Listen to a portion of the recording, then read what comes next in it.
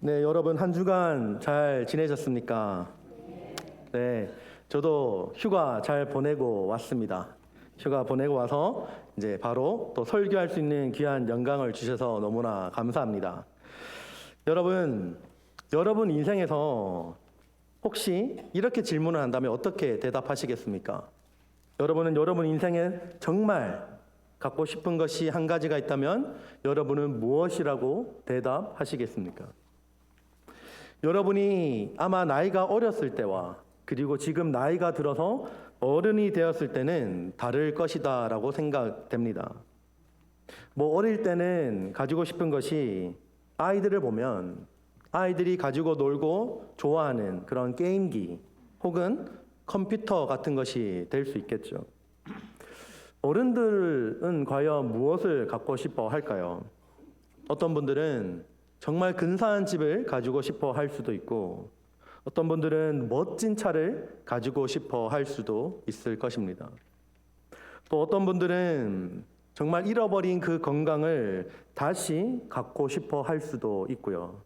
그리고 그 모든 것을 갖추더라도 이제 나이가 들어서 손자 또 손녀를 보고 싶어 하시는 또 갖고 싶어 하시는 분들도 있을 것입니다. 당연히 그리고 노후에 계속 편하게 살 수 있는 연금이나 또 통장에 넉넉한 돈이 들어있는 것을 원하시는 분들도 많이 있겠죠. 그런데 여러분, 우리가 아이들을 자세히 살펴보면 재미있는 사실을 발견하게 됩니다. 아이들이 갖고 노는 그 장난감을 유심히 바라보면 아이들은 처음에는 좋다고 그 장난감을 가지고 놀다가 금세 또래 아이들이 또 다른 장난감을 가지고 놀면 그것을 뺏으려고 막 달려가서 이제 싸우기 시작합니다. 자신이 갖고 놀던 장난감이 있더라도 전혀 상관이 없는 것이죠. 울고불고 이제 다른 친구들의 장난감을 빼앗으려고 합니다.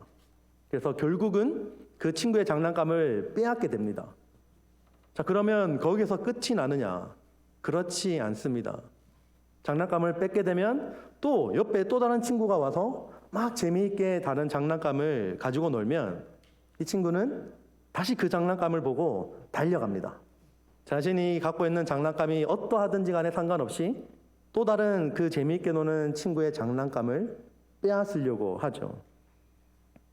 여러분, 우리는 이런 일들이 아이들에게만 일어나는 것이 아니라 어른이 되어서도 동일하게 일어나는 것을 볼 수 있습니다.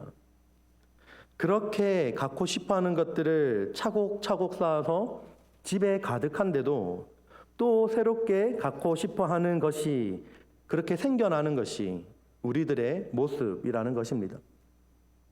적당히 살아갈 만한 집을 얻게 되면 그 이후에는 노후까지 편하게 살 만한 돈을 구하게 되고 이제 어느 정도 다 안정이 되고 나면 자녀들이 가장 좋은 직장을 가진 그런 배우자와 결혼하기를 구합니다. 그리고 이미 구한 것을 아무리 많이 받았어도 필요한 것을 구할 때는 마치 어린아이들이 장난감을 빼앗듯이 마치 자신이 아무것도 없는 사람처럼 간절하게 구하는 것이 우리의 모습입니다. 그런데 여러분, 오늘 말씀에서는 정말 아무것도 없으나 모든 것을 가진 자로 살아가는 한 사람의 신앙 고백이 담겨 있습니다. 사도 바울은 고린도 후서 오늘 말씀에서 9절 말씀에 이렇게 고백합니다. 무명한 자 같으나 유명한 자요. 죽는 자 같으나 보라, 우리가 살고 징계를 받는 자 같으나 죽임을 당하지 아니하고 라고 고백합니다. 무명한 자 같으나 유명한 자요 라고 고백합니다. 여러분, 사도 바울은 그 당시 많은 사람들에게 알려져 있었지만 세상에 있는 권세자들이나 지혜자들은 그를 무명한 자로 취급하였습니다. 그리고 그들은 바울의 메시지를 어리석고 바보 같은 것이다 라고 생각하였습니다. 그들은 바울이 외치는 그 말씀을 철저하게 무시하고 외면하였습니다. 여러분, 여기서 무명한 자라고 번역된 이 단어를 헬라어 성경 원어를 보면 무시하다라는 동사로 쓰입니다. 그것의 분사 형태로 쓰이는데, 쉽게 제가 다시 말씀드리면 일반적으로 무시하는 행동이 지속적이고 반복적으로 계속 되어져 오고 있다라는 것을 보여주는 단어다라는 것입니다. 사도 바울은 자기 자신이 사도로서 제대로 인정받지 못하고 오히려 무시당하는 일이 더 많다는 것을 보여주고 있는 말씀인 것이죠. 바울은 자신을 대적하는 사람들과 그리고 일부 교인들에게 상당한 무시와 멸시를 당해 왔습니다. 그럼에도 불구하고 오늘 말씀에서 바울은 스스로를 유명한 자다라고 말하고 있습니다. 여기서 바울이 스스로 유명하다라고 하는 것은 자신이 정말로 스스로 유명하다고 생각해서 이렇게 성경 말씀에 유명하다라고 말하는 것이 아닙니다. 이 말을 들어보면 굉장히 멋있는 말처럼 들립니다. 마치 자신이 최고로 실력 있는 사람이 되고, 그리고 유명한 사람이 되고, 그리고 인정받는 사람이 되기 위해서 실력만을 추구하는 삶을 살아가는 그러한 자신을 스스로 인정하는 말처럼 들릴 수 있다라는 것입니다. 여러분, 젊었을 시절에 만화나 혹은 무협지를 보신 경험이 있는지는 모르겠지만, 그렇게 이제 만화나 무협지를 보면 막 숨어 있는 고수가 있습니다. 제아야의 고수처럼 내가 비록 사람들이 알아주지 못하는 그 구석에 있어도 실력만으로는 아무에게도 누구에게도 뒤지지 않는 사람으로 스스로를 인정하는 말로 들릴 수 있다라는 것입니다. 드러나는 스타가 되지는 않을지라도 자신의 실력은 사람들에게 인정받는 사람이 되고 싶은 이 생각은 우리 모두에게 누구나 있습니다. 이렇게 명예와 때로는 이름을 쫓지 않고 실력만을 추구하는 무명한 자 같으나 유명한 자가 되고 싶은 것이 우리의 모습이라는 것입니다.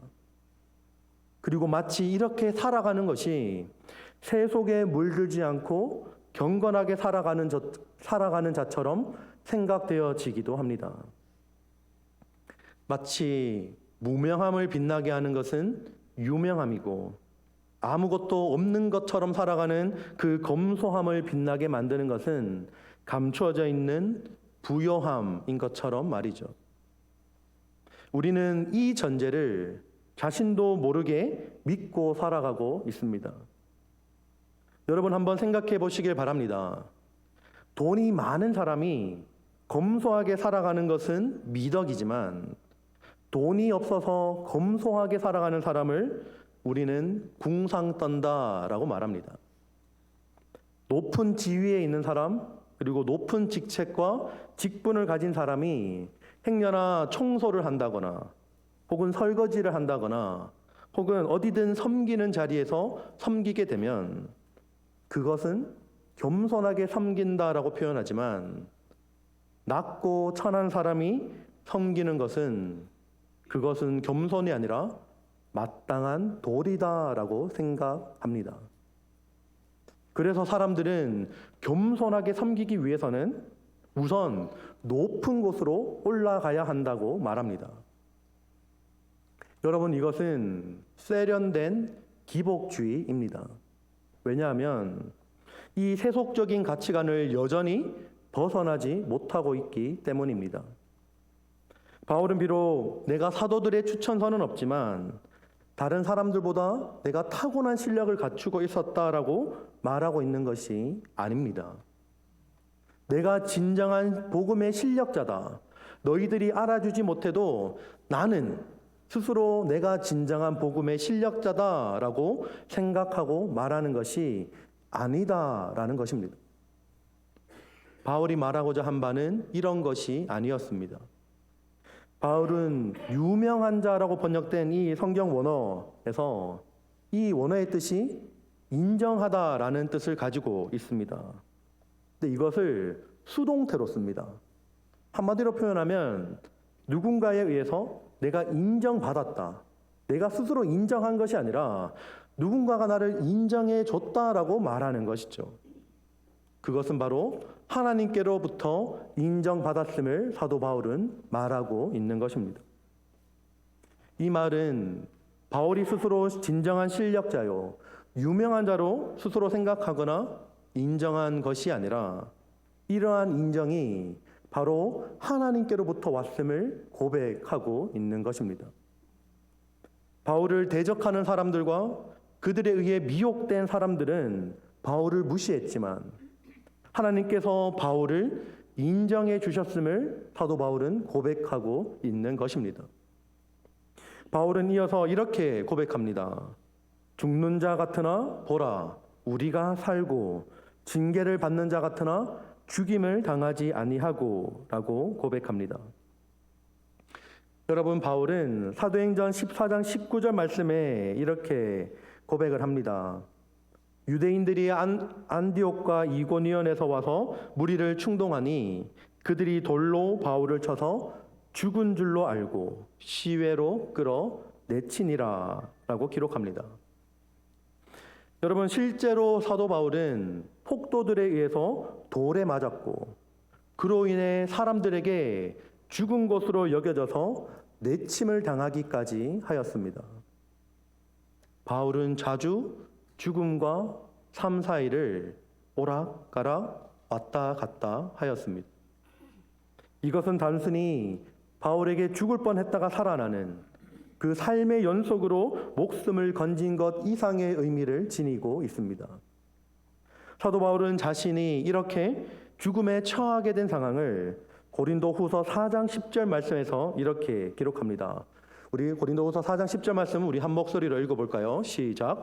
우리가 항상 예수의 죽음을 몸에 짊어짐은 예수의 생명이 또한 우리 몸에 나타나게 하려 함이라. 아멘.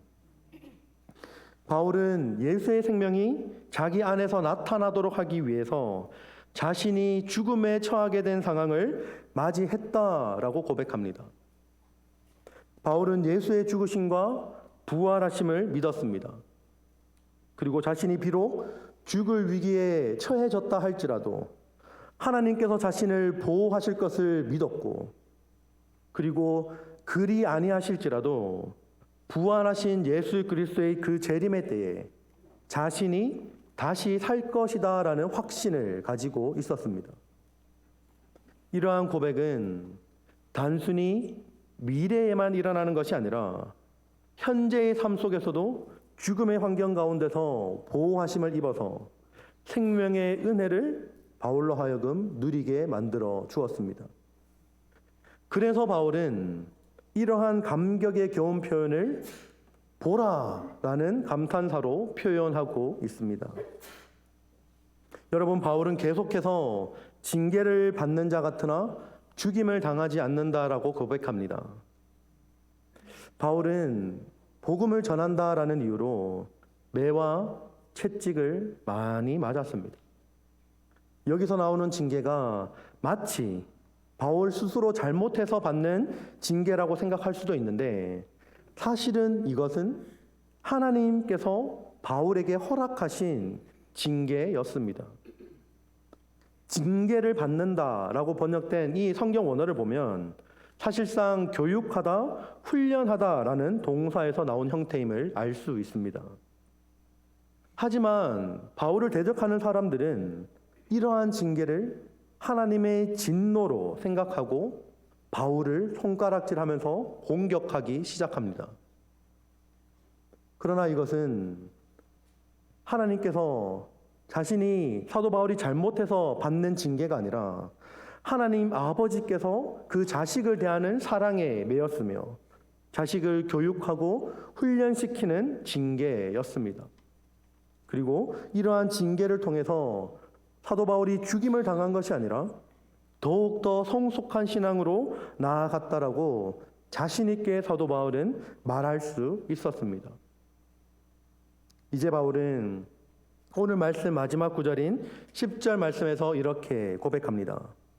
근심하는 자 같으나 항상 기뻐하고 가난한 자 같으나 많은 사람을 부요하게 하고 아무것도 없는 자 같으나 모든 것을 가진 자로다. 아멘. 여러분, 바울은 계속적으로 말씀을 보시면 뭐뭐 같으나, 뭐뭐 같으나, 그리고 뭐뭐 같으나라고 이 전치사를 사용해서 자신의 역설적인 삶을 나타내는 세 가지의 대조적인 문장을 사용하고 있습니다. 근심하는 자 같으나 항상 기뻐한다라고 바울은 말합니다. 여러분, 바울에게 정말 근심하는 일이 없었을까요? 바울은 자신에 대한 거짓 사도들의 공격으로 근심하였고, 그리고 과거 고린도 교회가 보여주었던 분쟁과 음란과 우상숭배와 그리고 부활 교리에 대한 잘못된 오해로 바울은 근심하지 않을 수 없었습니다. 수없이 사도 바울은 근심하였습니다. 그런데 이렇게 수많은 근심거리에도 불구하고 사도 바울은 근심에 갇혀 있지 않았습니다. 그 어떤 근심도 미래에 자신에게 주어질 영광스러움에 비교하면 아무것도 아닌 하찮은 것이다라는 것을 사도 바울은 알았기 때문에 그 근심에 굴복하지 않고 항상 기뻐할 수 있었습니다. 여러분, 빌립보서 4장 말씀에서 굉장히 중요한 설명이 나옵니다. 잘 아는 말씀인데요. 빌립보서 4장 4절부터 7절까지 우리 한 목소리로 읽어보겠습니다. 시작. 주 안에서 항상 기뻐하라. 내가 다시 말하노니 기뻐하라. 너희 관용을 모든 사람에게 알게 하라. 주께서 가까우시니라. 아무것도 염려하지 말고 다만 모든 일에 기도와 간구로 너희 구할 것을 감사함으로 하나님께 아뢰라. 그리하면 모든 지각에 뛰어난 하나님의 평강이 그리스도 예수 안에서 너희 마음과 생각을 지키시리라. 아멘. 여러분, 항상 기뻐하라라는 이 말씀은 아무것도 염려하지 말고 오직 모든 일에 기도와 간구로 너희 구할 것을 감사함으로 하나님께 아뢰라 입니다. 여러분, 모든 기쁨의 근거가 어디에 있습니까? 바로 하나님이 내 아버지시요, 내 아버지신 하나님께서 모든 것을 가지셨는데 내게 부족한 것이 있습니까? 라는 이 믿음의 고백에서 기쁨의 원천이 나오는 것입니다. 가난한 자 같으나 많은 사람을 부요하게 하고 라는 고백을 사도 바울은 계속적으로 이어갑니다. 바울은 실질적으로 가난한 삶을 살았습니다.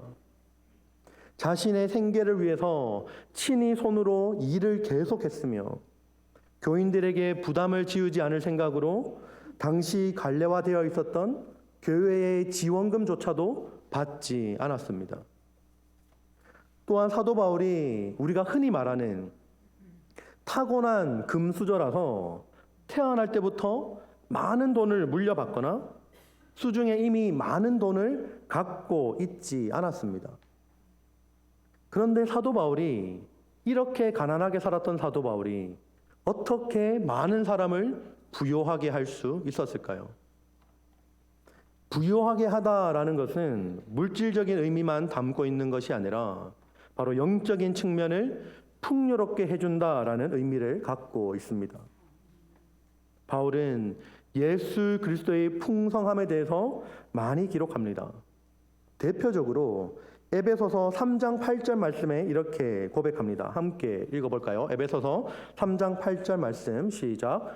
모든 성도 중에 지극히 작은 자보다 더 작은 나에게 이 은혜를 주신 것은 측량할 수 없는 그리스도의 풍성함을 이방인에게 전하게 하시고. 아멘. 바울은 많은 사람들을 부요하게 해줄 부요 그 자체인 예수 그리스도를 그의 마음 가운데 소유함으로써 많은 사람들을 부요케 하였던 것입니다. 그리고 바울은 끝으로 이렇게 고백합니다. 아무것도 없는 자 같으나 모든 것을 가진 자로다. 여러분, 이 세상의 시각으로 볼 때 바울은 집도 없고 돈도 없고 나아가서 자신의 동료들에게 살해의 위협을 당하고 이방인들에게도 멸시를 받는 불쌍한 사람이었습니다. 바울은 정말로 아무것도 없었습니다. 그런데 바울은 스스로 모든 것을 가진 자라고 확신 있게 고백하고 있습니다. 바울이 이렇게 고백할 수 있었던 이유는 바로 사도 바울은 예수 그리스도를 소유한 자였기 때문입니다. 예수 그리스도를 가진 자였기 때문에 바울은 모든 것을 가진 자라고 당당하게 고백할 수 있었던 것입니다. 자신이 비록 예전에는 예수 그리스도를 따르는 자들을 잡으러 다니는 사람이었고 그리스도인들을 핍박하는 데 앞장섰던 사람이었지만 우리가 아는 그 다메섹 도상에서 살아계신 예수 그리스도를 만난 이후로 예수 그리스도를 아는 지식 외에는 모든 것을 배설물로 여길 정도로 사도 바울은 변화된 삶을 살아갔습니다. 정말로 바울에게는 예수 그리스도가 전부였습니다. 그리고 예수 그리스도가 전부인 인생을 남은 평생 사도 바울은 살아갔습니다. 자신만 예수 그리스도를 소유한 사람으로 살아간 것이 아니라 많은 사람들에게 가장 존귀하고 가장 소중하며 모든 것 대신은 예수 그리스도를 전하며 그리고 그들로 하여금 예수님의 이름으로 부욕해 하는 인생을 살아갔습니다. 여러분이 이 자리에 오기까지의 과정을 한번 생각해 보십시오. 아무것도 없는 우리에게 주님이 다가오셔서 우리의 모든 것이 되어 주셨습니다. 모든 것을 다 잃어버릴지라도 단 한 가지 포기할 수 없는 그것. 주님은 우리에게 인생에서 포기할 수 없는 단 한 가지가 되어 주셨습니다. 그리고 이 사실을 정말로 믿으며 살아가는 자들에게 주님은 주님의 평안을 주시겠다라고 약속하셨습니다. 여러분, 주님만이 내 모든 것이다라는 이 고백이 여러분의 고백되기를 소망합니다. 주님만으로 우리의 모든 것을 삼으며 살아가기를 소망합니다. 주님은 세상 그 어떤 것과도 바꿀 수 없는 가치가 있는 분입니다. 우리에게 영원한 생명을 허락하시고 우리의 진정한 기쁨과 우리의 진정한 소망이 되어 주십니다. 아무것도 없을 때조차도 단 한 분, 주님을 소유함으로 말미암아 우리의 모든 것을 가진 자로, 우리는 모든 것을 가진 자로 살아갈 수 있는 그 축복을 누릴 수 있는 것입니다. 그 주님이 여러분과 그 하나님이 여러분과 세상 끝날까지 동행하시겠다라고 약속하십니다. 이제 마지막으로 여러분에게 다시 묻겠습니다. 여러분은 누구를 소유하고 계십니까? 여러분은 예수 그리스도를 소유한 자들입니다. 믿으십니까? 아멘. 여러분, 예수님을 알면 알수록 얼마나 그 이름이 존귀한 것인지, 얼마나 주님이 우리의 인생 가운데 소중한 분인지를 주님은 알면 알수록 더 깨닫게 됩니다. 예수 그리스도를 소유한 자는 무명한 자 같으나 유명하며, 근심하는 자 같으나 항상 기뻐하고, 가난한 자 같으나 많은 사람을 부욕해 하며, 아무것도 없는 자 같으나 모든 것을 가진 자로 살아갈 수 있습니다. 우리 모두 예수 그리스도를 소유함으로 말미암아 모든 것을 가진 자로 살아가는 복된 인생 되시기를 주님의 이름으로 축복합니다.